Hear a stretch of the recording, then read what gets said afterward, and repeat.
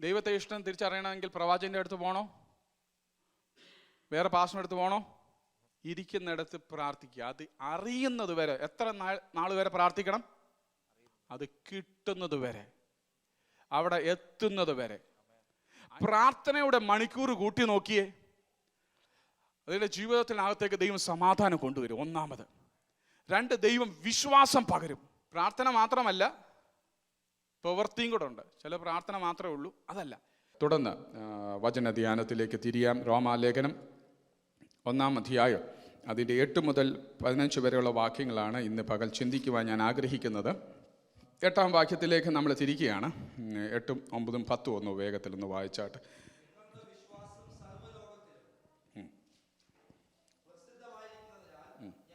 തന്നെ എൻ്റെ ദൈവത്തിന് യേശുക്രിസ്തു മുഖാന്തരം നിങ്ങൾക്ക് എല്ലാവർക്കും വേണ്ടി സ്തോത്രം ചെയ്യുന്നു.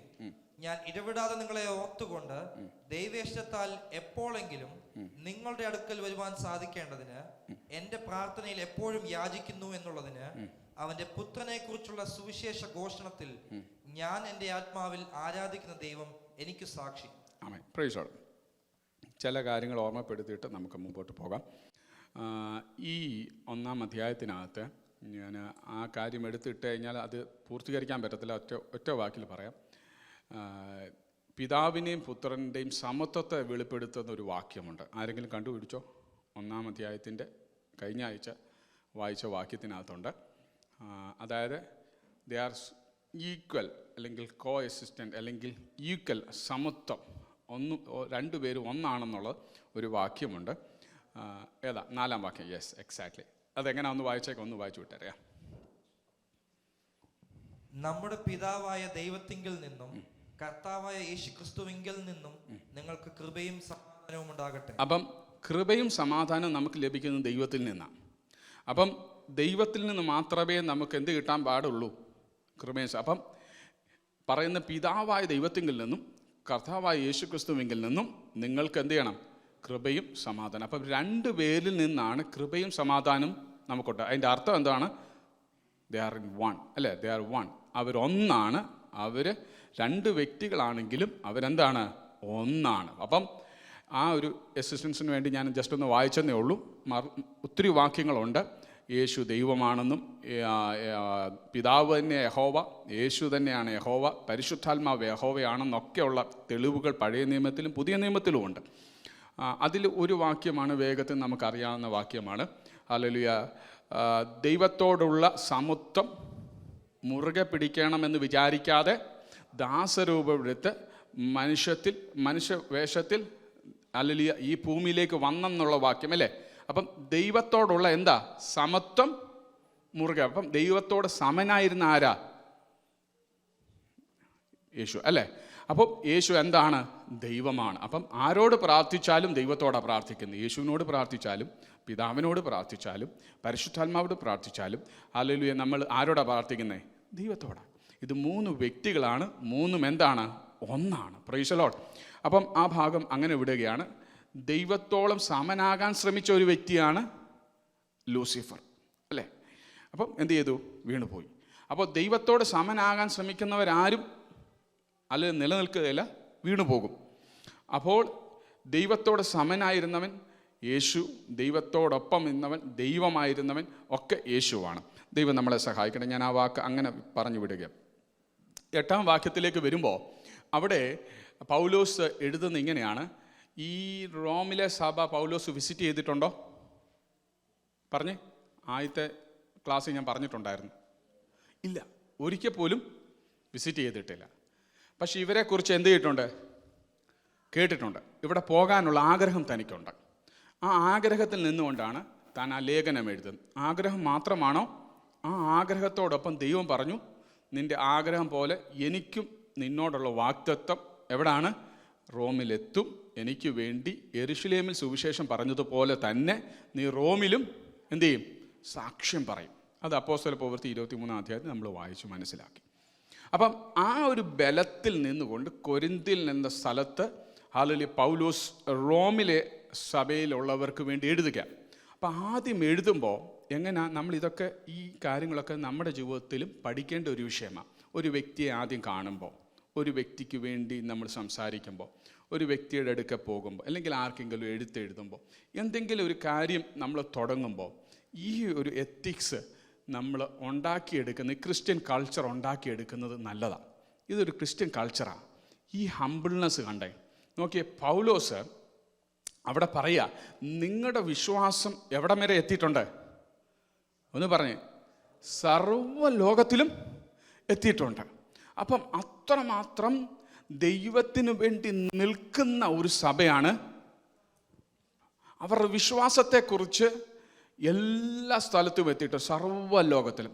ഈ സർവ്വ ലോകത്തിലേക്കും എത്താനുള്ള 2-3 ഘടകങ്ങൾ പറയാം. ഒന്ന്, പീഡനകാലം വന്നായിരുന്നു. ആ സ്ഥലത്ത് എന്ത് ചെയ്തു? പീഡനം വന്നിരുന്നു. പണ്ട് നമ്മൾ പഠിച്ചിട്ടുണ്ട് ഒരു problem, all roads lead to Rome എന്ന് പറഞ്ഞ് എല്ലാ വഴികളും റോഡ് എങ്ങോട്ടാണ് കൊണ്ടെത്തിക്കുന്നത്? റോമിലേക്ക് കൊണ്ടെത്തിക്കും എന്നുള്ളൊരു പഴഞ്ചൊല്ല് നമ്മൾ പഠിച്ചിട്ടില്ലേ? ഞാൻ മാത്രമേ പഠിച്ചുള്ളൂ. അതങ്ങനെ തന്നെയല്ലേ? All roads lead to Rome, എല്ലാ വഴികളും റോമിലേക്ക്. അതിൻ്റെ അർത്ഥം എന്ന് പറഞ്ഞാൽ ആ ഏൻഷ്യൻ ടൈമിൽ റോം ഒരു എപ്പിക് സെൻ്റർ ആയിരുന്നു, ഒരു ഫോക്കൽ പോയിൻ്റ് ആയിരുന്നു. വാണിജ്യ ഇടത്തിലും സാമൂഹ്യപരമായിട്ടും അല്ലെങ്കിൽ എല്ലാ കാര്യങ്ങളിലും രാഷ്ട്രീയപരമായിട്ടും എല്ലാം ഒരു പ്രധാന സ്ഥലമാണ് റോം എന്ന് പറയുന്നത്. അപ്പോൾ ഈ സമയത്ത് അല്ലെങ്കിൽ ദൈവമക്കൾക്കൊരു പീഡനം വന്നു. ആ പീഡനത്തിൻ്റെ സമയത്ത് അപ്പോസ്തല പ്രവൃത്തി 18-ാം അധ്യായം 2-ാം വാക്യത്തിൽ ഒരു ഗവർണറിനെ, ഒരു ഭരണാധികാരിയെ നാം കാണുന്നുണ്ട്. ആ ഭരണാധികാരിയുടെ പേരാണ് ക്ലൗദിയാസിൻ്റെ കാലത്ത് എന്ത് സംഭവിച്ചു? അല്ലെങ്കിൽ ചിതറി പാർക്കേണ്ടി വന്നു. ഈ റോമിലുള്ളവർ ദൈവമക്കൾക്ക് പീഡനം വന്നപ്പോൾ അവരെന്ത് ചെയ്തു? പല സ്ഥലങ്ങളിലേക്ക് പോയി. ഈ പോയ സ്ഥലങ്ങളിലെല്ലാം അവർ ജോലി ചെയ്ത മേഖലകളിലും അവർ പാർത്ത മേഖലകളിലും അവരുടെ വിശ്വാസത്തെ മറ്റുള്ളവർ എന്ത് ചെയ്തു? തിരിച്ചറിയാൻ തക്കവണ്ണം ജീവിതം അവർക്കുണ്ടായിരുന്നു. അവർ പോയിടത്തെല്ലാം ഫയർ ബ്രാൻഡായി മാറി. പറഞ്ഞു മനസ്സിലായോ? കത്തിയവൻ്റെ കണല് അല്ലെങ്കിൽ കത്തിക്കൊണ്ടിരിക്കുന്ന കനല് എവിടെ പോയാലും മറ്റുള്ളവരെ എന്തു ചെയ്യും? കത്തിക്കും. അപ്പോൾ നമ്മൾ നിൽക്കുന്ന സ്ഥലത്ത് ശീതമാണെന്ന് വിചാരിച്ച് ആ ശീത സ്ഥലത്തോടൊപ്പം നമ്മൾ തണുത്തു പോകാനല്ല ദൈവം നമ്മളെ വിരിച്ചിരിക്കുന്നത്. ആ ഹല്ലേലൂയ അസ്ഥികളെ ജീവിപ്പിക്കാനാണ് ദൈവം നമ്മുടെ വിശ്വാസത്തെ ഉറപ്പിച്ചേക്കുന്നത്. പറഞ്ഞു മനസ്സിലായോ? നമ്മൾ സ്ഥലത്തെ കുറ്റം പറയുകയോ ജോലിയെ കുറ്റം പറയുകയോ അല്ലെങ്കിൽ സാഹചര്യത്തെ കുറ്റം പറഞ്ഞ് ബോസിനെ കുറ്റം പറഞ്ഞ് നമ്മൾ ഹല്ലേലൂയ പരാജിതരായി തല കുനിച്ചു പോകാനല്ല ദൈവം ഈ വിശ്വാസത്തെ നമ്മുടെ അകത്തേക്ക് തന്നത്. പോയ ഇടത്ത് ഹല്ലേലൂയ നിന്റെ വിശ്വാസത്താൽ ജനത്തെ കീഴടക്കണം, വ്യക്തികളെ കീഴടക്കണം, സ്ഥലങ്ങളെ കീഴടക്കണം, പിശാചിൻ്റെ തന്ത്രങ്ങളെ കീഴടക്കണം. വാതിലുകൾ നമ്മുടെ വിശ്വാസത്താൽ തുറന്നു വരണം. പറഞ്ഞു മനസ്സിലാകുന്നുണ്ടോ?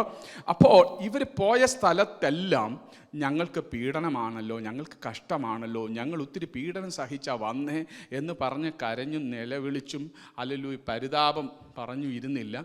ഞങ്ങൾ റോമിലായിരുന്നപ്പോൾ ഭയങ്കര വിശ്വാസികളായിരുന്നു, ഞങ്ങൾ 21 ഇരുന്നപ്പോൾ ഭൂതം ഇളകുന്നത് കണ്ടിട്ടുണ്ട്, അങ്ങനെ ചെയ്തിട്ടുണ്ട്, ഞങ്ങൾ മലകളെ വെട്ടിപ്പിടിച്ചിട്ടുണ്ട് എന്നൊന്നുമല്ല അവർ പറഞ്ഞത്. പോയ സ്ഥലത്ത് ആ വിശ്വാസത്തെ അവരെന്ത് ചെയ്തു? പ്രവൃത്തിയിൽ കാണിച്ചു. മനസ്സിലായോ? അപ്പോൾ ദൈവം നമ്മളെ പണ്ട് അല്ലെങ്കിൽ നമ്മുടെ അപ്പനും അമ്മയുടെ കൂടെ നമ്മുടെ മാതൃസഭയിലൊക്കെ വിശ്വാസത്തെ പഠിപ്പിച്ച് ദൈവം ഈ രാജ്യത്തിലേക്ക് കൊണ്ടുവന്ന് എന്തിനാണെന്നറിയാമോ? നിങ്ങൾ ഒറ്റയ്ക്ക് നിങ്ങളുടെ വിശ്വാസത്തെ പ്രവൃത്തിയിൽ കൊണ്ടുവരാനാണ്. എന്നിട്ട് അടുത്ത തലമുറയ്ക്ക് എൻ്റെ 2 കുഞ്ഞുങ്ങൾക്ക് പകർന്നു കൊടുക്കാനാണ് ദൈവം എൻ്റെ ഈ രാജ്യത്തിൽ കൊണ്ടുവന്നത്.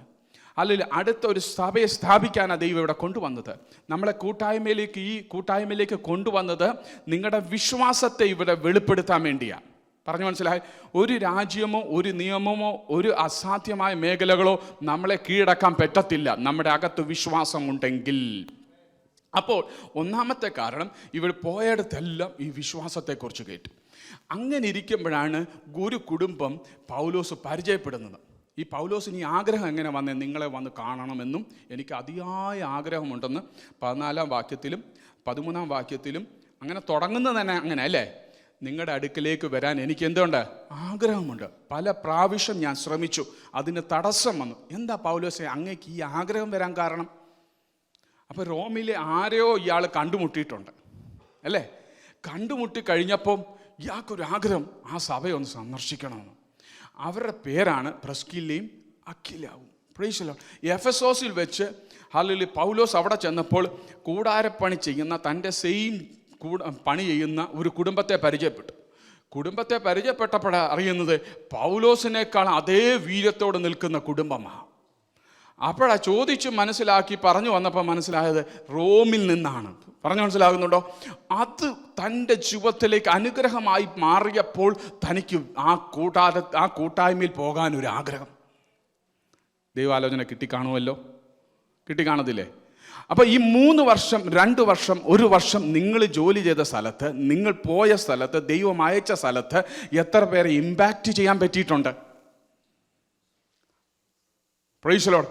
ആർക്കെങ്കിലും അറിയാമോ നമ്മൾ വിശ്വാസിയാണെന്ന്? അവരെല്ലാം വിചാരിച്ചേക്കുന്നത് നമ്മൾ ഹിന്ദു ആണെന്നാണ്.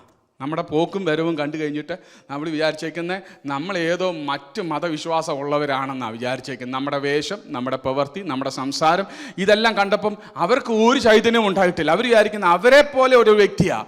എന്നാൽ ഇന്ന് പകൽ മടങ്ങി വരണം. ദൈവം നിന്റെ അകത്ത് വിശ്വാസം തന്നിരിക്കുന്നത് പോകുന്ന സ്ഥലത്ത് മാറ്റം വരുത്താനാ, ചില വ്യക്തികളെ തൊടാനാ. ഈ സഭയ്ക്കകത്ത് ചില കുടുംബങ്ങളെ കൂട്ടിക്കൊണ്ടുവരാൻ, വ്യക്തികളെ കൂട്ടിക്കൊണ്ടുവരാൻ ദൈവം ഒരു അഭിഷേകം തന്നിട്ടുണ്ട്. ഇന്ന് ഒരു ആത്മതലം ദൈവം തുറന്നു തരിക. തിരിച്ചു വരാൻ എത്ര പേർക്ക് ആഗ്രഹമുണ്ട്? കരങ്ങൾ ഉയർത്തി ഒന്ന് പറഞ്ഞാട്ടെ, കർത്താവേ, പോകുന്ന സ്ഥലത്ത് ഞാൻ പ്രയോജനപ്പെടണം, എന്നെ അയക്കുന്ന പട്ടണങ്ങളിൽ ഞാൻ പ്രയോജനപ്പെടണം. ജോലി മേഖലകളെ ബോസിനെ തൊടാൻ നിനക്ക് ദൈവം അധികാരം തന്നിരിക്കുകയാണ്. ഹല്ലേലൂയ. നിന്റെ കൂടെയുള്ള കൊളീഗ്സിനെ തൊടാൻ ദൈവം നിനക്ക് അധികാരം തന്നിരിക്കുക. പത്രോസിനോട് പറഞ്ഞതുപോലെ ഹല്ലേലൂയ സ്വർഗത്തിന്റെ താക്കോൽ ഞാൻ നിനക്ക് തരും, ദൈവരാജ്യത്തിന്റെ താക്കോൽ ഞാൻ നിങ്ങൾക്ക് കൈമാറുന്നു. നീ ഭൂമിയിൽ അടിക്കുന്നത് സ്വർഗത്തിൽ അടിയപ്പെട്ടിരിക്കും, നീ ഭൂമിയിൽ ബന്ധിക്കുന്നത് സ്വർഗത്തിൽ ബന്ധിക്കപ്പെട്ടിരിക്കും. ഇന്ന് പകൽ ദൈവം നമ്മുടെ അകത്തേക്ക് വിശ്വാസം തന്നത് അത് അപ്ലൈ ചെയ്യാനാ. അടുത്തിരിക്കുന്ന കൊലീഗിനെ നോക്കിയിട്ട് നീ ഭാരപ്പെടണ്ട. നീ മുറി അടച്ചിട്ട് നീ പ്രാർത്ഥിക്കാൻ തുടങ്ങും. നിന്റെ വിശ്വാസത്തിലുള്ള പ്രാർത്ഥന കൊലീഗിനെ തൊടാൻ കഴിയും. അടുത്ത ദിവസം നീ ബോസിന്റെ റൂമിലേക്ക് കയറി ചെല്ലുമ്പോൾ ബോസിന്റെ ഹൃദയത്തെ ഫേവറാക്കാൻ ദൈവത്തിന് മാറ്റും. നിന്റെ കോളേജ് നിനക്ക് എതിരായിട്ടിരിക്കുന്ന ടീച്ചറിനെ തൊടാൻ ദൈവം നിന്നെ ഉപയോഗിക്കും. ഇന്ന് പകൽ ദൈവം ചിലരോട് ദൗത്യം അറിയിക്കുക. പരാതി പറഞ്ഞു നിൽക്കാനല്ല ദൈവം നിന്റെ അകത്തേക്ക് വിശ്വാസം കൊണ്ട് എത്തിച്ചത്. ചില വാതിലുകൾ, കൊട്ടി അടയപ്പെട്ട വാതിലുകൾ തുറക്കാൻ വേണ്ടിയിട്ട് ദൈവം ആ സിറ്റുവേഷനിലേക്ക്, ആ പരിശോധനയിലേക്ക്, ആ പ്രശ്നത്തിന്റെ നടുവിലേക്ക് ദൈവം നിന്നെ കൊണ്ടിറക്കിയത്. ദൈവം അറിയാതെ ഒന്നും സംഭവിച്ചിട്ടില്ല. ദൈവം എന്തിനാ ഇവരെ ചിതറിപ്പിച്ചത്? പോകുന്ന സ്ഥലങ്ങളിൽ അനേകളെ എഴുന്നേൽപ്പിക്കാനാ. എന്തിനാ പ്രതിസന്ധി, എന്തിനാ പ്രതികൂലങ്ങൾ എന്തിനാ ദൈവം തരുന്നതെന്നറിയാമോ? അവിടെ നിന്ന് നിന്നെ മാറ്റി പാർപ്പിച്ചിട്ട് പോകുന്ന ഇടങ്ങളിൽ അനേകരെ ജീവൻ വെപ്പിക്കാൻ, അനേക അസ്ഥികളെ ജീവൻ കൊടുക്കുവാൻ, അനേക മരുഭൂമികളെ ഉദ്യാനമാക്കാൻ ദൈവം നിന്നെ അവിടുന്ന് പരിശോധന തന്ന് ഓടിച്ചതാണ്. അതുകൊണ്ട് പരിശോധനകൾക്കും പ്രശ്നങ്ങൾക്കും പ്രതികൂലങ്ങൾക്കും എല്ലാം നന്ദി പറഞ്ഞോണം. അപ്പോൾ ദൈവം സഹായിക്കട്ടെ. ഹല്ലേലൂയ. അപ്പോൾ ഇവരുടെ വിശ്വാസം എവിടെല്ലാം ചെന്നു? സർവ്വ ലോകത്തിലേക്കും ചെന്നു. അത് ഒന്നാമത്തെ കാര്യം. ഇനി പൗലോസിൻ്റെ ക്വാളിറ്റി നോക്കിയേ. ഇതൊക്കെ പഠിക്കേണ്ട കാര്യങ്ങളാവട്ടെ. പൗലോസിൻ്റെ ക്വാളിറ്റി എന്നാ? ഈ വിശ്വാസത്തെ കണ്ടിട്ട് അവരോട് പറയാ, അനുമോദിക്കുക. അല്ലേ? അങ്ങനെയല്ലേ ചെയ്യുന്നത്? അനുമോദിക്കുക. അല്ലേ? എന്തോ പറയുന്നത്? നിങ്ങളുടെ വിശ്വാസം സർവ്വലോകത്തിലും ഒന്ന് വായിച്ചേ.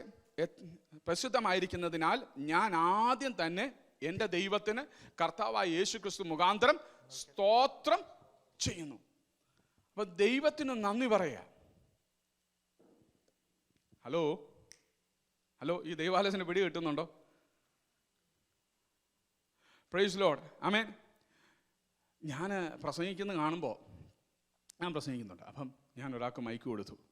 എന്നെക്കാളും പ്രസംഗിക്കുന്നെന്ന് കാണുമ്പോൾ, അവൻ വിശ്വാസത്തിൽ വളരുന്നെന്ന് കാണുമ്പോൾ അവനെ അടിച്ചിരുത്തുകയാണോ വേണ്ടത്? അത് ക്രിസ്തീയ ക്വാളിറ്റി അല്ല. പറഞ്ഞു മനസ്സിലാകുന്നുണ്ടോ? അവനെ അനുമോദിക്കുക വേണ്ടിയത്. എന്നേക്കാൾ ഒരാൾ ബെറ്റർ നല്ല ഉടുപ്പിട്ട് കഴിഞ്ഞാൽ എനിക്ക് കുശുമ്പുണ്ടാവുമോ? എന്നേക്കാൾ ഒരാൾ പ്രാർത്ഥനയിൽ വളരുന്നത് കണ്ടു കഴിഞ്ഞാൽ, എന്നേക്കാൾ ഒരാൾ ആരാധനയിൽ മുമ്പിൽ വരുന്നത് കണ്ടു കഴിഞ്ഞാൽ, വിശ്വാസത്തിൽ വളരുന്നെന്ന് കണ്ടു കഴിഞ്ഞാൽ, നമുക്ക് എത്ര പേർക്ക് അദ്ദേഹത്തിന് വേണ്ടി പ്രാർത്ഥിക്കാൻ, ആ സഹോദരിക്ക് വേണ്ടി പ്രാർത്ഥിക്കാൻ കർത്താവെ, ആ വിശ്വാസത്തിൽ ഒന്ന് നിലനിൽക്കാൻ ഞാൻ പ്രാർത്ഥിക്കുന്നു കർത്താവെ. അങ്ങനെ കണ്ടതിൽ ഞാൻ സന്തോഷിക്കുന്നു.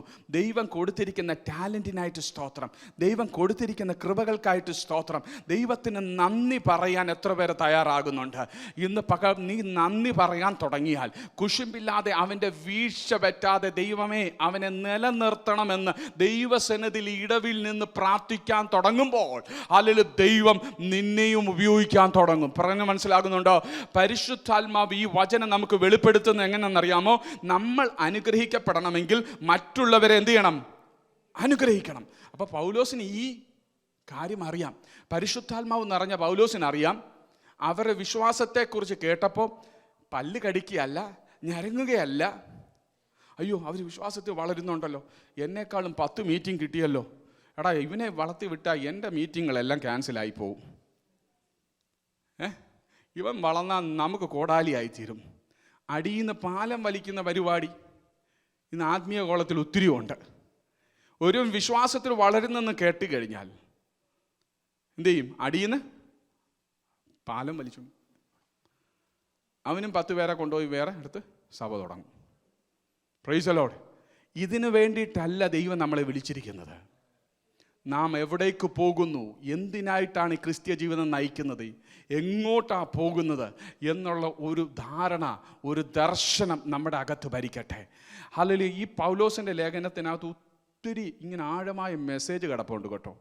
താഴോട്ട് വരുമ്പോഴത്തേക്ക് ഭയങ്കര മെസ്സേജുകളാണ് അതിനകത്ത് കിടക്കുന്നത്. നമ്മൾ ടോട്ടലി ചേഞ്ച് ആവും. Praise lord. ഹല്ലേലൂയ. റോമാലേഖനം പഠിക്കുമ്പോൾ നമ്മൾ ഒന്നുമല്ലെന്ന് നമ്മൾ മനസ്സിലാക്കുക, ബിഗ് സീറോ ആണെന്ന് മനസ്സിലാക്കുക. അപ്പോൾ നമ്മുടെ ടാലൻറ്റിനെ മാത്രം ഇങ്ങനെ പോഷിപ്പിച്ച് പരിപാലിപ്പിച്ച് എന്നെ സെൽഫ് എക്സോൾട്ട് ചെയ്യുന്ന രീതികളെല്ലാം കണ്ടുപിടിച്ച് ഞാനൊരു ഫോക്കൽ പോയിൻ്റായി മാറാൻ വേണ്ടി മാത്രം കാര്യങ്ങൾ അല്ലെങ്കിൽ മുന്നിൽ സ്ട്രാറ്റജി നീക്കുകയല്ല ഒരു ദൈവ പൈതൽ. മാറിക്കൊടുത്തിട്ട് അടുത്തവനെയും കൂടെ വളർത്തുന്നതാണ് ദൈവസഭ. എത്ര പേര് ഈ വചനത്തോട് ചേർന്ന് കരങ്ങൾ ഉയർത്തി ദൈവത്തിന് ഒരു മഹത്വം കൊടുക്കും? നമ്മുടെ സ്വഭാവം അങ്ങനെയായി മാറട്ടെ. ഒരു സഹോദരിയെ വളർത്താൻ, അടുത്തിരിക്കുന്ന സഹോദരനെ വളർത്താൻ, ഹല്ലേലൂയ, ദൈവ ആത്മാവിൽ താഴ്മയോടെ പറയട്ടെ. സൺഡേ സ്കൂളിൽ യൂത്ത് കോർഡിനേറ്റേഴ്സിനോട്, ഹല്ലേലൂയ, പ്രയർ സെൽ മീറ്റ് കോർഡിനേറ്റേഴ്സിനോട്, കൊയറിലെ ആൾക്കാരോട്, മീഡിയയിലെ ആൾക്കാരോട്, അല്ല ദൈവം പരമേൽപ്പിച്ചിരിക്കുന്ന എല്ലാ മേഖലകളിലും നിങ്ങൾ മാത്രമല്ല, ഒപ്പം മറ്റുള്ളവരെ കൂടെ വിശ്വാസത്തിൽ കരം പിടിച്ചുയർത്തുവാൻ ഒരു അഭിഷേകം നമ്മുടെ അകത്ത് വ്യാപരിക്കട്ടെ. അങ്ങനെ ചെയ്താൽ നമ്മൾ ഒരുമിച്ച് നിൽക്കുമ്പോൾ ഒരു പിശാചിന്റെ കൂട്ടുകെട്ടുകളും നമ്മുടെ ഭവനത്തിനകത്തേക്കോ നമ്മുടെ വീടിനകത്തേക്കോ നമ്മളിലേക്കോ കയറുവാൻ കഴിയത്തില്ല. അതിൻ്റെ ഗുണം എന്താണെന്ന് വരും ആഴ്ചകളിൽ താഴോട്ടുള്ള വാക്യത്തിൽ നമുക്ക് കാണാൻ കഴിയും. ഒരാൾ മാത്രം യുദ്ധം ചെയ്താൽ എല്ലാ യുദ്ധങ്ങളും ജയിക്കാൻ പറ്റത്തില്ല. ചില യുദ്ധങ്ങൾ വ്യക്തിപരമായി യുദ്ധം ചെയ്യുന്നതുണ്ട്, ചില യുദ്ധങ്ങൾ കൂട്ടായ്മയുടെ ബന്ധത്തിൽ യുദ്ധം ചെയ്യേണ്ടതുണ്ട്. ഹല്ലേലൂയ. വലിയ സൈന്യം വരുമ്പോൾ ഒരാൾ നിന്നുകൊണ്ട് യുദ്ധം ചെയ്യിക്കാൻ പറ്റുമോ? ഇല്ല. അവിടെ കൂട്ടായ്മയായിട്ട് യുദ്ധം ചെയ്യണം. ഞാൻ ബെൻസിനെ ഹല്ലേലൂയ ചില കാര്യങ്ങൾ ഏൽപ്പിക്കുന്നു, ഞാൻ റിയെ ചില കാര്യങ്ങൾ ഏൽപ്പിക്കുന്നു. ഹല്ലേലൂയ. എല്ലാവരും ഓരോ കാര്യങ്ങളെ ഏൽപ്പിക്കുമ്പോൾ നമ്മൾ കൂട്ടായിട്ട് ഒരു വാർഫീൽഡിലാണ് നിൽക്കുന്നത്. ഹല്ലേലൂയ. എനിക്ക് നല്ല വിശ്വാസമുണ്ട് റിയെ, എനിക്ക് അതേപോലെ വിശ്വാസമുണ്ട് ജെറിയെ, ഹല്ലേലൂയ, ജെറി ബ്രദറിനെ. അങ്ങനെ എനിക്ക് ഉറപ്പുണ്ട്, ഞാൻ കാണാത്ത മേഖലകൾ എനിക്ക് വേണ്ടി ആത്മാവിൽ പടവെട്ടി പ്രാർത്ഥിച്ച് ആത്മാവിൽ ആരാധിച്ച് ഹല്ലേലൂയ പിശാചിനെ കീഴടക്കുന്ന ഒരു ദൈവ സഭയായി നമ്മൾ മാറട്ടെ. ഒരു വലിയ ആർമിയാക്കി ദൈവം മാറ്റാൻ ആഗ്രഹിക്കുക. Raising up an army. അല്ലെങ്കിൽ ദൈവത്തിന്റെ ആലോചന അതെയാണ്. ഈ വർഷം നമ്മളെ ഒരു ആർമിയാക്കി മാറ്റും. എന്താണ് ഈ ആർമിക്കകത്ത്? അല്ലെങ്കിൽ ഫ്രണ്ടും ബാക്കും സെൻട്രലും ലെഫ്റ്റും റൈറ്റും ഒരുപോലെ അല്ലെങ്കിൽ പോരാടിയെങ്കിൽ മാത്രമേ അതിന് വിജയമുണ്ടാകത്തുള്ളൂ. Price the Lord. എത്ര പേർക്ക് ഒരു ആമേൻ പറയാൻ കഴിയുന്നുണ്ട്? അല്ലെങ്കിൽ എന്നെ ഈ സഭയിലാക്കിയിരിക്കുന്നത് ഞാൻ മാത്രം വളരാനല്ല, മറിച്ച് മറ്റുള്ളവരെയും കൂടെ വളർത്താൻ. അതുകൊണ്ട് അവരുടെ വിശ്വാസത്തെ കണ്ടപ്പോൾ ഹല്ലേലൂയ പൗലോസ് എഴുതുകയാ എന്ത് ചെയ്യുന്നത്? ഹല്ലേലൂയ, ദൈവത്തിന് സ്തോത്രം ചെയ്യുന്നു. ഹല്ലേലൂയ, ദൈവത്തിന് എൻ്റെ കർത്താവായ യേശുക്രിസ്തു മുഖാന്തരം ഞാൻ എന്ത് ചെയ്യുന്നു? സ്തോത്രം ചെയ്യുന്നു. ഹല്ലേലൂയ. ഈ പ്രാർത്ഥനയിൽ ഉരുത്തിരിയുന്ന ഒത്തിരിയും കാര്യങ്ങളുണ്ട്. ഞാൻ എൻ്റെ വാക്കുകളെ നിർത്തുകയാണ്. ഹല്ലേലൂയ, സമയം പോയി. ഹല്ലേലൂയ, സ്തോത്രം സ്തോത്രം. തുടങ്ങിയതുപോലും ഇല്ല, ഒരറ്റം പോലും ആയില്ല. Praise the Lord. ആമേൻ. ഭാര്യയുടെ മുഖത്തേക്ക് നോക്കുന്നില്ല. ആമേൻ, സ്തോത്രം. ഹല്ലേലൂയ. അപ്പോൾ താൻ എന്താ ചെയ്യുന്നത്? പ്രാർത്ഥനയിലാണ് അത് ചെയ്യുന്നത്. ലേഖനം എഴുതുന്നതിനേക്കാൾ ഉപരി ലേഖനം പിന്നെയാണ് എഴുതിയത്, തൻ്റെ അനുഭവം അതിനകത്ത് എഴുതുന്നുണ്ട്. ഞാൻ ഇടവിടാതെ നിങ്ങൾക്ക് വേണ്ടി എന്ത് ചെയ്യുന്നു? Pray without ceasing. Praise the Lord. പൗലോസിന് ആഗ്രഹമുണ്ട്. ഏതാ? ആ സഭയെ ഒന്ന് വിസിറ്റ് ചെയ്യണം, ഇവരെ ഒന്ന് കാണണം. അതിന് താൻ ചെയ്തത് പൈസയെല്ലാം ശേഖരിച്ച് ഒരു ഷിപ്പിലുള്ള ടിക്കറ്റ് എടുത്ത് അങ്ങോട്ടങ്ങ് നീങ്ങുകയല്ല, മറിച്ച് ആദ്യം ചെയ്യേണ്ടത് പ്രാർത്ഥനയായിരിക്കണം. Price the Lord. പ്രാർത്ഥനയിൽ ആ സഭയ്ക്ക് വേണ്ടി പോരാടണം, ആ വ്യക്തിക്ക് വേണ്ടി പോരാടണം, ആ ഉദ്യമത്തിന് വേണ്ടി, ആ കാര്യത്തിന് വേണ്ടി, അല്ലെങ്കിൽ ആ ജോലിക്ക് വേണ്ടി, ആ വാഗ്ദത്തത്തിന് വേണ്ടി, ആ ആലോചനയ്ക്ക് വേണ്ടി പ്രാർത്ഥനയിൽ പോരാടെങ്കിൽ മാത്രമേ ദൈവം അവിടെ എത്തിക്കത്തുള്ളൂ. ഞാൻ പറഞ്ഞു മനസ്സിലായി? കഴിഞ്ഞ ആഴ്ച പറഞ്ഞോളൂ, വാഗ്ദത്തമുണ്ട്. ഇച്ചിരി സൗണ്ട് കൂട്ടി തരണം മോനെ. വാഗ്ദത്തമുണ്ട്. ഹല്ലേലൂയ. വാഗ്ദത്തമുണ്ട്. പക്ഷേ ഹല്ലേലൂയ, ആ വാഗ്ദത്തത്തിലേക്ക് എത്തിക്കപ്പെടണമെങ്കിൽ ഹല്ലേലൂയ കൃപ ആവശ്യമാണ്. ആ കൃപ നമുക്ക് ലഭിക്കുന്നത് പ്രാർത്ഥനയിലാണ്. പറഞ്ഞു മനസ്സിലാവുന്നുണ്ടോ? പ്രാർത്ഥിക്കാത്ത ഒരു വ്യക്തിക്ക് വാഗ്ദത്തം കൊട്ടക്കണക്കിന് കിട്ടിയാലും അവിടെ എത്തത്തില്ല, അത് ഡിലേ ആയിക്കൊണ്ടിരിക്കും. കാരണം പിശാചിൻ്റെ പോരാട്ടം ഒരു വശത്തുണ്ട്, ഹല്ലേലൂയ, നിന്റെ ജഡത്തിൻ്റെ പോരാട്ടം ഒരു വശത്തുണ്ട്.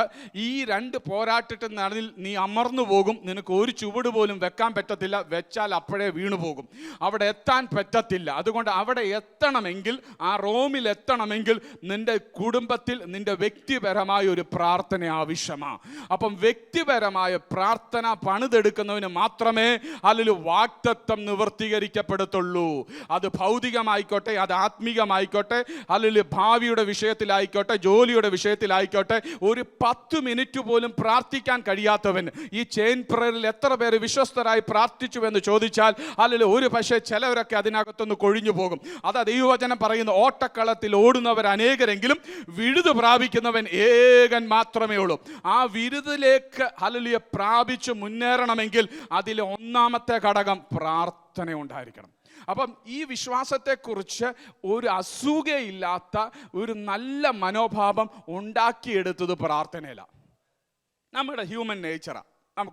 പെട്ടെന്ന് നമുക്കൊരു വലിയൊരു ചിലപ്പോൾ എന്ത് ചെയ്യും?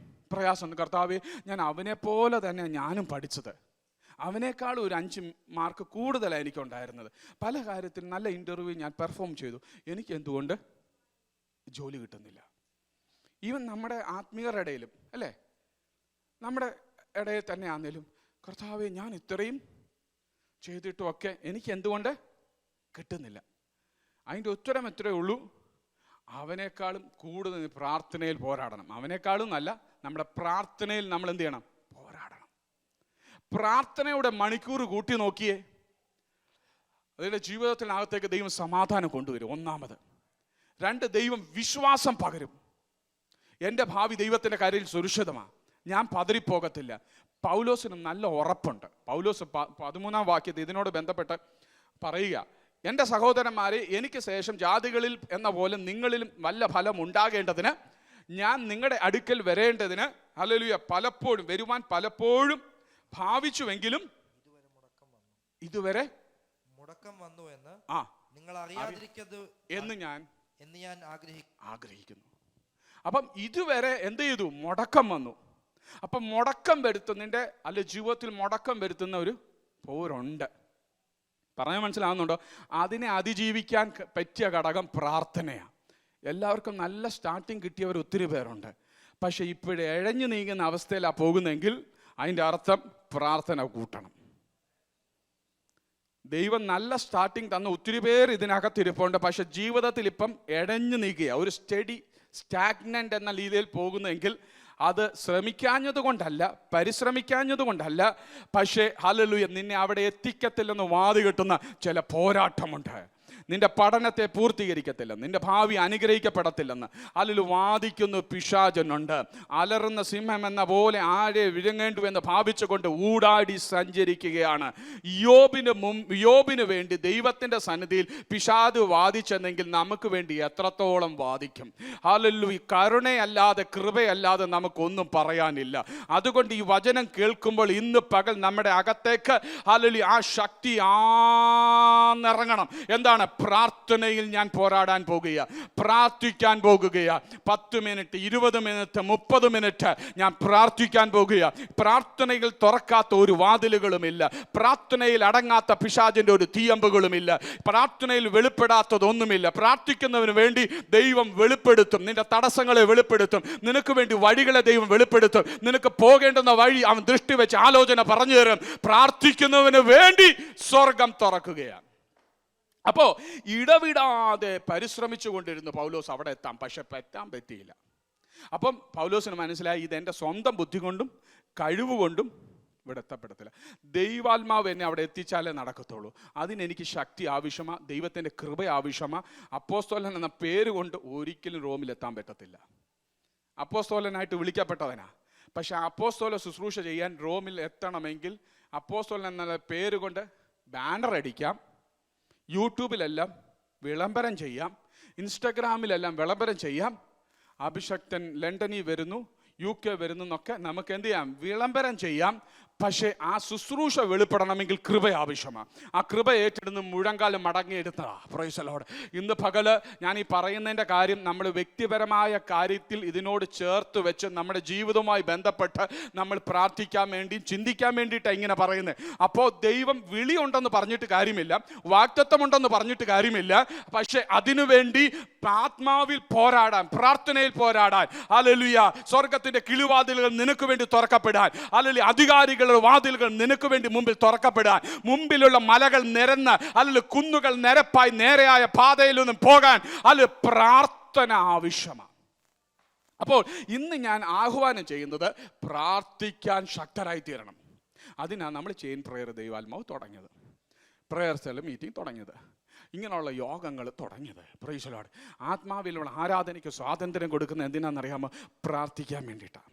അപ്പം പൗലോസിൻ്റെ പ്രാർത്ഥന ഇങ്ങനെ ഉണ്ടായിരുന്നു. ഇനി പൗലോസ് എങ്ങനെയൊക്കെയാണ്, പൗലോസിൻ്റെ ക്വാളിറ്റി എന്തൊക്കെയുണ്ടെന്ന് ഒരു 2-3 വാക്കിൽ പറയാം. 3 വാക്കിൽ പറയാം. ഒന്ന് നോക്കിയേ, ഹല്ലേലൂയ. ആ വാക്ക് ഒന്ന് വായിച്ചേ. ഞാൻ ഇടവിടാതെ നിങ്ങളെ ഓർത്തുകൊണ്ട് സ്തോത്രം ചെയ്യുന്നു. ഞാൻ ഇടവിടാതെ നിങ്ങളെ ഓർത്തുകൊണ്ട് ദൈവേശത്താൽ എപ്പോഴെങ്കിലും നിങ്ങളുടെ അടുക്കൽ വരുവാൻ സാധിക്കേണ്ടതിന് പ്രാർത്ഥനയിൽ എപ്പോഴും യാചിക്കുന്നു എന്നുള്ളത്. നിങ്ങൾ ശ്രദ്ധിക്കണേ, നിങ്ങൾ ഇതൊക്കെ എഴുതിയെടുക്കുന്നുണ്ടോ?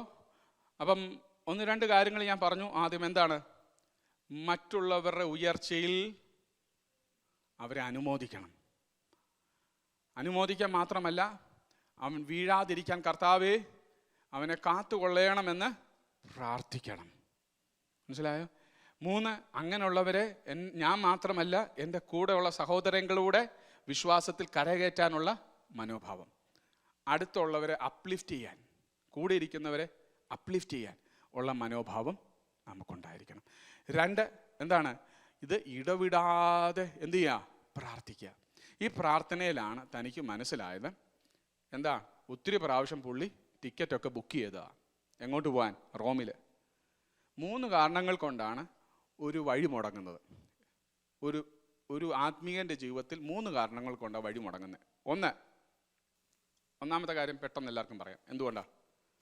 പറഞ്ഞേ, പറഞ്ഞു.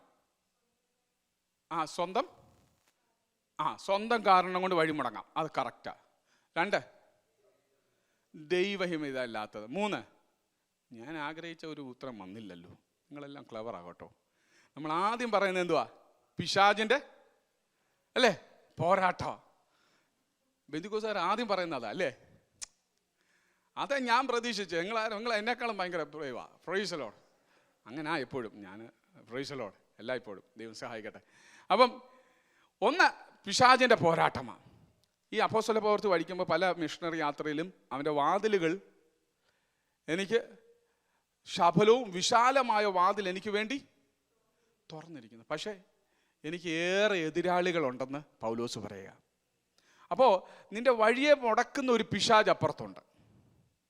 2, നമ്മുടെ തിരക്ക് കാരണം പൗലോസിന് അവിടെ ഒത്തിരി ശുശ്രൂഷ ഉള്ളപ്പോൾ തിരക്ക് കാരണം മുടങ്ങണം. അപ്പം നമ്മുടെ തിരക്ക് കാരണവും എന്ത് ചെയ്യണം?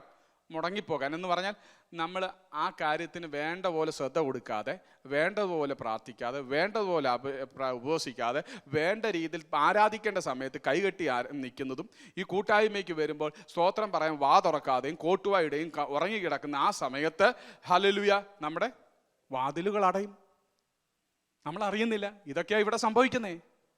നമ്മൾ ഇത്രയൊക്കെ ചെയ്തിട്ടും എന്തുകൊണ്ട് വാതിൽ തുറക്കുന്നു പറഞ്ഞാൽ ഇവിടെ വന്നിരുന്നിട്ടും എന്ത് ചെയ്യുന്നില്ല, ഒരു സ്തോത്രം പോലും, തലയ്ക്ക് മേലെ ഒരു കൈ ഉയർത്തി പോയി ഒരു ഹല്ലേലൂയ പോലും പറയുന്നില്ല. അപ്പം നമ്മുടെ വാതിൽ നമ്മൾ തന്നെ പലപ്പോഴും നമ്മൾ കാണണം, നമ്മൾ ഭയങ്കര തിരക്കുള്ളവരാ. ഇത് കഴിഞ്ഞിട്ട് വേണം അടുത്ത ഷിഫ്റ്റിന് പോകാൻ, ഇത് കഴിഞ്ഞിട്ട് വേണം അടുത്ത ഒരു സിനിമ കാണാൻ, ഇത് കഴിഞ്ഞിട്ട് വേണം ക്രിക്കറ്റ് കാണാൻ, ഇത് കഴിഞ്ഞിട്ട് വേണം എനിക്ക് അല്ലെങ്കിൽ കൂട്ടുകാരൻ്റെ കൂടെ പോയി ബാൻഫിൽ പോകാൻ, ഇത് കഴിഞ്ഞിട്ട് വേണം എനിക്ക് വേറെ സ്ഥലത്ത് പോകാൻ, ഇത് കഴിഞ്ഞിട്ട് വേണം എനിക്ക് CN ടവറിൽ പോകാൻ, നയഗ്രയിൽ പോകാൻ. ഇങ്ങനെ അകത്തിങ്ങനെ ചിന്തിച്ചുകൊണ്ടിരിക്കുക. ഇവിടെ ഇരിക്കുമ്പോഴും നമ്മുടെ മനസ്സെവിടാ? ടൊറന്റോ സൂയില. ആമേൻ അല്ലേ? അപ്പം നമ്മൾ തന്നെ നമ്മുടെ മനസ്സും ഹൃദയവും തിരക്കില്ല. ദൈവം ഇങ്ങോട്ട് വരുമ്പോഴത്തേക്ക്, അനുഗ്രഹിക്കാൻ വരുമ്പോഴത്തേക്ക് പിശാച് പറയും നോ, അവൻ്റെ ഹൃദയത്തെ നോക്കിയേ. ദൈവം എന്തോ നോക്കുന്നറിയാം, ഹൃദയത്തെയാണ് നോക്കുന്നത്. അതിൻ്റെ വാക്യം ഇതിനകത്തുണ്ട് കേട്ടോ. 13-ാം വാക്യം 12-ാം വാക്യത്തിനോട്ട് ഉണ്ട് അത് എവിടാ വെളിപ്പെടുന്നത് എന്നുള്ളത്. അപ്പം ദൈവത്തിന് ആദ്യം റീഡ് ചെയ്യുന്നത് ഹൃദയമാണ്. നിന്റെ നാവ് ചലിക്കുന്നതും കൈയടിക്കുന്നതിൻ്റെ സ്പീഡും നോക്കിയല്ല മാർക്കിടുന്നത്. അടിച്ച് കൈ അടിക്കുന്നത് പോലോ 150, എൻ്റെ പോട്ടെ 150 മൈൽ സ്പീഡിൽ അന്യഭാഷ പറയുന്നത് ഒന്നും നോക്കിയല്ല ദൈവം മാർക്കിടുന്നത്. ഇത്ര അന്യഭാഷ പറഞ്ഞു, എന്നാൽ ഇവൻ ഇരിക്കട്ടെ 50-ൽ 50. അല്ലല്ല, ദൈവം നോക്കി ഇവൻ 150 മൈൽ സ്പീഡിൽ അന്യഭാഷ പറയുന്നു, അതേ സ്പീഡിൽ ഇവരുടെ ഹൃദയവും എന്നോട് പറ്റിയിരിക്കുന്നുണ്ടോ? അവിടെയാണ് മാർക്ക്. അപ്പം അവിടെ എന്ത് ചെയ്യും? 3 കാരണങ്ങൾ. ഒന്ന്, പിശാച് വഴി മുടക്കുന്നതും, സ്വന്തം തിരക്കിനാൽ എന്ത് ചെയ്യുന്നു? വഴി മുടങ്ങിപ്പോവും, പോകാൻ പറ്റാത്ത അവസരങ്ങൾ വരും. 3, ദൈവം തന്നെ മുടങ്ങും. എന്ന് പറഞ്ഞാൽ ദൈവത്തിൻ്റെ സമയമായിട്ടില്ല. Price the Lord. അതുകൊണ്ട് നിങ്ങൾ ആരും ഭാരപ്പെടേണ്ട, ദൈവത്തിൻ്റെ സമയമായിട്ടില്ല. നിങ്ങൾ ഭാരപ്പെടേണ്ടെന്നേ. ജോലി കിട്ടാത്തത് ദൈവത്തിൻ്റെ സമയമായിട്ടില്ല. വഴികൾ തുറക്കപ്പെടാത്തത് ദൈവത്തിൻ്റെ സമയമായിട്ടില്ല. നിങ്ങളെ തൊടാൻ ഒരു പിശാചിനും കഴിയത്തില്ല. നിങ്ങൾ വിശ്വാസത്തിൽ ഉറച്ചു നിന്നാൽ, പ്രാർത്ഥനയിൽ ഉറച്ചു നിന്നാൽ, ആത്മാവിൽ ആരാധനയിൽ ഉറച്ചു നിന്നാൽ, ദൈവവുമായിട്ടുള്ള ബന്ധത്തിൽ കൂട്ടായ്മയിൽ ഉറച്ചു നിന്നാൽ, അല്ലെങ്കിൽ നിങ്ങളുടെ വഴിയെ ഒരു പിശാചിനെയും ദൈവം അനുവദിക്കത്തില്ല. ദൈവത്തിൻ്റെ സമയമാകാത്തത് കൊണ്ടാണ് നടക്കാത്തത്. ദൈവത്തിൻ്റെ സമയമാകുമ്പോൾ തക്ക സമയത്ത് കറക്റ്റ് ടൈമിൽ നീ അവിടെ ചെന്നെത്തും. എത്ര പേര് വിശ്വസിക്കുന്നുണ്ട്? കരങ്ങൾ ഉയർത്തി ദൈവത്തിൻ്റെ ഒരു മഹത്വം കൊടുത്താട്ടെ. അപ്പം 3 കാരണങ്ങൾ കൊണ്ടാണ്, ഒന്ന് പിശാച് മുടക്കുന്നതും, ഒന്ന് ദൈവത്തിൻ്റെ സമയമാകാഞ്ഞതും, 3 എൻ്റെ തിരക്കുകൾ കൊണ്ടും എൻ്റെ കാരണങ്ങൾ കൊണ്ടും വഴി മുടക്കും. അപ്പം ഈ 3, അപ്പം ഇതെല്ലാം മാറണമെങ്കിൽ, ഇതെല്ലാം തിരിച്ചറിയണമെങ്കിൽ എൻ്റെ കാരണം കൊണ്ടാണോ ഇത് മുടങ്ങിയത് എന്നറിയുന്നത് എവിടാ? പ്രാർത്ഥനയില. ഇത് പിശാച് മുടക്കിയതാണെന്ന് പൗലോസിന് എങ്ങനെ പിടികിട്ടി? പ്രാർത്ഥനയിൽ പിടികിട്ടി. ദൈവത്തിൻ്റെ സമയമായി. മക്കതോന്യക്കാരൻ ഒരുവൻ വരുന്നത് എന്നെ വിളിച്ചോണ്ട് പോകുന്നുള്ള ദർശനം ആര് കണ്ടു? പൗലോസ് കണ്ടു. 16-ാം അധ്യായത്തിൽ അപ്പോസ്തലൻ അല്ലേ? അതിനു മുമ്പായിട്ട് താൻ ബെഥീനയിലും മറ്റു വേറൊരു സ്ഥലത്തും പോകാനായിട്ട് തീരുമാനമെടുത്ത്, അങ്ങ് ആശയിലും പോകാനായിട്ട് തീരുമാനമെടുത്ത് ബാഗും എടുത്ത് ഇറങ്ങിയപ്പോഴത്തേക്ക് ഹല്ലേലൂയ, ദൈവം പറയാ പോകണ്ട, നിന്റെ ഇഷ്ടം അവിടെ ആണെങ്കിലും നിനക്ക് വേണ്ടി അവിടെ വഴി തുറന്നു വിട്ടു. Free visa. ബിസിനസ് ക്ലാസ്സിൽ ടിക്കറ്റും എടുത്തു കൊടുത്തു. പൊയ്ക്കോ, അവിടെ വിശാലമായ സ്ഥലം തുറന്നു വിട്ടു. അന്നേരം പരിശുദ്ധാത്മാവ് പറയുന്നത് വേണ്ട, പോകണ്ട. നിങ്ങൾ ആ വാക്ക് പഠിച്ചിട്ടില്ലേ, വായിച്ചിട്ടില്ലേ? പലവട്ടം ഇവിടെ ഞാൻ വായിച്ചിട്ടുണ്ട്. 16-ാം അധ്യായം അതുകൂടെ വായിച്ച് നിർത്തുക, സമയമില്ല. ആരാ ഇന്നത്തെ കോർഡിനേറ്റേഴ്സ്? പ്രിയയും അലക്സ് ബ്ലസ്സും. അതിൻ്റെ കാര്യങ്ങൾ ക്രമീകരിക്കാം. ഒരു സെക്കൻഡ്. 16-ാം അധ്യായം വന്ന് അപ്പോസ്തല പ്രവൃത്തി. എനിക്ക് കറക്റ്റായിട്ട് അതിൻ്റെ 16-ആണോ 14-ആണോ? യെസ്, 16-ന്റെ 6. അവർ ആസിയയിൽ വചനം പ്രസംഗിക്കരുതെന്ന് പരിശുദ്ധാത്മാവ് ഫ്രുഗ്ഗയിലും ഗലാത്യ ദേശത്തിലും കൂടി സഞ്ചരിച്ചു. കണ്ടോ? ആസിയയിൽ വചനം പ്രസംഗിക്കില്ലെന്ന് ആര് വിലക്കി? പരിശുദ്ധാത്മാവ്. അടുത്തത്, ഇനി അതെന്നാ ശരി, അന്നാ അവിടെ പ്രസംഗിക്കണ്ട, അന്നാ അടുത്ത സ്ഥലത്തേക്ക് പോവാം. 7-ാം വാക്യം. മുസിയിലെത്തി ബിഥുന്യക്ക് പോകുവാൻ ശ്രമിച്ചു. ബിഥുന്യയിലേക്ക് പോകുവാൻ ശ്രമിച്ചു. ഇതിൻ്റെ ഒക്കെ ആ പ്രദേശങ്ങളിലെ ഒത്തിരിയും കാര്യങ്ങളുണ്ട്. ഓൾറെഡി അവിടെ നല്ല വാതിൽ തുറന്നിട്ടേക്ക്, ഹാർവസ്റ്റിൻ്റെ ടൈമാണ്. അല്ലെങ്കിൽ അങ്ങനെയുള്ള വാതിലുകൾ തുറന്നു കിട്ടിയിരിക്കുന്ന സമയമാണ്. അപ്പോൾ അന്നേരം എന്തോ പറഞ്ഞു? ശ്രമിച്ചപ്പോൾ യേശുവിന്റെ ആത്മാവോ അവരെ സമ്മതിച്ചില്ല. കണ്ടോ, ദൈവത്തിന്റെ ആത്മാവ് അവനെ സമ്മതിച്ചു. ഇതെങ്ങനെ മനസ്സിലായേ? പ്രാർത്ഥനയില്ല. പ്രാർത്ഥിക്കുന്നവന് വേണ്ടിയേ ദൈവം ഇത് വെളിപ്പെടുത്തത്തുള്ളൂ. ദൈവസന്നിധി ദൈവവുമായിട്ട് സംസാരിക്കാത്ത, ഒരു 10 മിനിറ്റ് പോലും സംസാരിക്കാത്ത വ്യക്തിയോട് ദൈവം എങ്ങനെ സംസാരിക്കുന്നത്? ദൈവം എങ്ങനെ വെളിപ്പെടുത്തി കൊടുക്കുന്നത്? ഇത് പിശാചിന്റെ പോരാട്ടമാണോ? നിന്റെ പ്രശ്നം കൊണ്ടാണോ ഇത് വരുന്നത്? അതോ ദൈവം തടഞ്ഞു വെച്ചതാണെന്ന് എങ്ങനെ ഉറപ്പ് വരുത്തുന്നത്? പലർക്കും കൺഫ്യൂഷനാണ്, തല ചൊറുകിയ. പലരും ചോദിച്ചു, പാസ്റ്ററെ ഞാൻ അതിനെന്തോ ഉത്തരം പറയാനാ? ഇത് എന്ത് കാരണം കൊണ്ടാ? ഇത് ഏത് പ്രശ്നം കൊണ്ടാ പാസ്റ്ററെ? ഇതെന്താ കാരണം? പ്രാർത്ഥനയ്ക്ക് വരത്തില്ല, കൂട്ടായ്മയ്ക്ക് വരത്തില്ല, ഒരു ഫോൺ വിളിച്ചാൽ കിട്ടത്തില്ല, അല്ലെങ്കിൽ ഒരു കൂട്ടായ്മയിൽ വരണം പറഞ്ഞാൽ വരത്തില്ല. ഇങ്ങനെ ഉന്തിയും തള്ളിയും വരുത്തണം. പറഞ്ഞ് മനസ്സിലാകുന്നുണ്ടോ? ഒരു 10 മിനിറ്റ് പോലും നമുക്ക് ദൈവത്തിന് വേണ്ടി ഒരു ദിവസം പ്രാർത്ഥിക്കാൻ ചെലവിടാൻ സമയമില്ലെങ്കിൽ പിന്നെ വഴിയല്ല, അവർ അടച്ചിട്ടിട്ട് പോകും പിശാച്. അപ്പോൾ ഇവിടെ പറയുക, യേശുവിൻ്റെ ആത്മാവും ദൈവത്തിൻ്റെ ആത്മാവും എന്ത് ചെയ്തു? എന്നിട്ട് അടുത്ത വാക്യത്തിൽ പറയുന്നുണ്ട്, അവിടെ 9-ാം വാക്യം, അവിടെ വെച്ച് പൗലോസ് രാത്രിയിൽ മക്കദോന്യക്കാരനായ ഒരു പുരുഷൻ അരികെ നിന്നു. നീ മക്കദോന്യക്ക് കടന്നു വന്ന് ഞങ്ങളെ സഹായിക്ക എന്ന് തന്നോട് അപേക്ഷിക്കുന്നതായി ഒരു ദർശനം കണ്ടു. ഒരു ദർശനം കണ്ടു. ഇപ്പോഴാ ടൈം ഒരുക്കിയത്. ഏത് സ്ഥലത്ത് പോകണം, എവിടെ പോകണം, എവിടെ നിൽക്കണം എന്നുള്ള വാതിലിൻ്റെ ദർശനം അവന് ലഭിക്കുക. എവിടെ? പ്രാർത്ഥനയിൽ. എന്നൊരു വാക്കുകൾ എന്നത്. അപ്പം പ്രാർത്ഥനയ്ക്കകത്ത് എന്താണ്? ആ വാക്കിനോട് ചേർന്ന് ആ 9-ാമത്തെ വാക്യം ഒന്ന് വായിക്കാം. ഹല്ലേലൂയ. എപ്പോഴെങ്കിലും നിങ്ങളുടെ അടുക്കൽ വരണമെന്ന് വിചാരിച്ച് ഇടവിടാതെ, ഒന്ന് വായിക്കാമോ? റോമർ 1-ന്റെ ഇടവിടാതെ, അത് തന്നെ. ഞാൻ ഇടവിടാതെ നിങ്ങളെ ഓർത്തുകൊണ്ട് ദൈവേഷ്ടത്താൽ എപ്പോഴെങ്കിലും നിങ്ങളുടെ അടുക്കൽ വരുവാൻ. ദൈവ ഇഷ്ടം. അപ്പം ദൈവത്തിന്റെ ഇഷ്ടം തിരിച്ചറിയുന്നത് എവിടാ? പറഞ്ഞേ, പ്രാർത്ഥനയല്ല. ദൈവത്തെ ഇഷ്ടം തിരിച്ചറിയണമെങ്കിൽ പ്രവാചകന്റെ അടുത്ത് പോകണോ? വേറെ പാസ്റ്ററിന്റെ അടുത്ത് പോകണോ? ഇരിക്കുന്നിടത്ത് പ്രാർത്ഥിക്കുക. അത് അറിയുന്നത് വരെ. എത്ര നാൾ വരെ പ്രാർത്ഥിക്കണം? അത് കിട്ടുന്നത് വരെ, അവിടെ എത്തുന്നത് വരെ. അതിൻ്റെ കൂടെ പൗലോസ് ശ്രമിക്കുന്നുണ്ട്. അല്ലെങ്കിൽ ഓരോ പ്രാവശ്യം പ്രാർത്ഥിച്ചിട്ട് എണ്ണിക്കുമ്പോൾ ആൾക്കാർ വിളിക്കും, ഞാൻ ഇന്ന് വരുക. പ്രാർത്ഥന മാത്രമല്ല, പ്രവൃത്തിയും കൂടെ ഉണ്ട്. ചില പ്രാർത്ഥന മാത്രമേ ഉള്ളൂ, അതല്ല. അവൻ ശ്രമിച്ചുകൊണ്ടേയിരുന്നു. ആദ്യത്തെ പ്രാവശ്യം ശ്രമിച്ചു, നടന്നില്ല. 3-ാമത്തെ പ്രാവശ്യം ശ്രമിച്ചില്ല. അതിൻ്റെ കൂടെ ഇവൻ പ്രാർത്ഥനയും കൂടെ കൂട്ടുക. 1 മണിക്കൂർ ഇരുന്നു, 2 മണിക്കൂർ ഇരുന്നു, ഹല്ലേലൂയ, 3 മണിക്കൂർ ഇരുന്നു. അതിനുശേഷം പോയി നോക്കി, അല്ലെങ്കിൽ ദാസനെ വിട്ടു മഴ പെയ്യുന്നുണ്ടോ നോക്കാൻ. 1 പ്രാവശ്യമായി, 2 പ്രാവശ്യമായി, 3 പ്രാവശ്യമായി, 4 പ്രാവശ്യമായി, 7-ാം പ്രാവശ്യം അല്ലെങ്കിൽ കാർമേഘം കൈപ്പത്തി പോലെ പൊങ്ങുവാനിടയായി തീർന്നു. നിന്റെ പ്രാർത്ഥനയ്ക്ക് ശക്തി കൊണ്ട് നീ എത്രമാത്രം തീരുമാനം ദൃഢമാക്കുന്നോ അത്രമാത്രം അനുഗ്രഹത്തിന്റെ വാതിലുകൾ നിനക്ക് മേളിൽ തുറക്കാൻ പോകുകയാണ്. എത്ര പേര് വിശ്വസിക്കുന്നുണ്ട്? എല്ലാ കരങ്ങളും ഒന്ന് ഉയർന്നാട്ടെ, ദൈവത്തോടൊന്ന് പറഞ്ഞാട്ടെ, കർത്താവേ, ഇന്ന് പകൽ ഞാൻ ഇവിടുന്ന് പോകുന്നെങ്കിൽ എൻ്റെ അനുഗ്രഹം കൊണ്ട് ഞാൻ പോകത്തുള്ളൂ. ദൈവത്തിന്റെ പ്ലാൻ ഞാൻ മനസ്സിലാക്കിയിട്ടേ പോകത്തുള്ളൂ. പിശാച് നിന്റെ ഹൃദയത്തെ ചിന്തകളെയും വിചാരങ്ങൾ കൊണ്ടിട്ട്, അല്ലെങ്കിൽ ആലോചനകൾ പലതും കൊണ്ടിട്ട്, വ്യക്തികളെ പലതും കൊണ്ടുവിട്ട് നിന്റെ ജീവിതത്തെ ഡിസ്ട്രാക്ട് ചെയ്യാൻ, അല്ലെങ്കിൽ വാഗ്ദത്തത്തെ മുടിച്ചു കളയാൻ, വാഗ്ദത്തത്തിൽ എത്തിക്കത്തില്ലെന്ന് വാദികെട്ടുന്ന പിശാചിന്റെ അല്ലെങ്കിൽ ബുദ്ധിയെ തിരിച്ചറിഞ്ഞിട്ട് ദൈവമക്കൾ പറ, ഇത് പിശാചിന്റെ പദ്ധതിയാണ്. ദൈവം എന്നെ വിളിച്ചിരിക്കുന്നത് എന്നോട് പറഞ്ഞ വാഗ്ദത്തം നിവർത്തിക്കാനാ. എൻ്റെ ഭാവിയോടെ, എൻ്റെ കുടുംബത്തോട്, എൻ്റെ ജീവിതത്തോടെ, എൻ്റെ ജീവിതം മെനഞ്ഞ എൻ്റെ ദൈവത്തിന് എൻ്റെ ഭാവി നല്ലതുപോലെ അറിയാം. ഇന്ന് പകൽ ഞാൻ ഏറ്റെടുക്കുന്നു കർത്താവേ, ഞാൻ പ്രാർത്ഥനയിൽ മുഴങ്കാലും അടക്കുന്നു. അത് കിട്ടുവോളം, അവിടെ എത്തുവോളം ഞാൻ പ്രാർത്ഥനയിൽ പോരാടാൻ പോകുകയാണ്.